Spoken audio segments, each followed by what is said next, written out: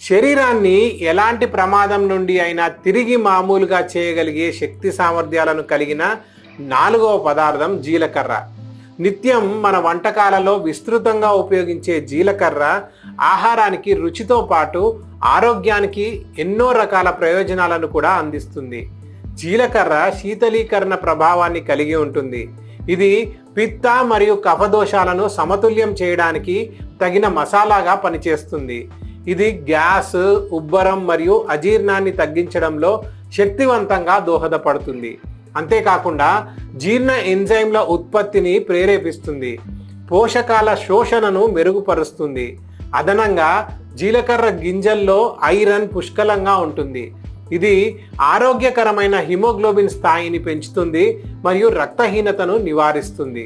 Anaemia వంటి ప్రమాదకర వ్యాధితో బాధపడే వారికి చాలా అద్భుతంగా సహాయపడుతుంది.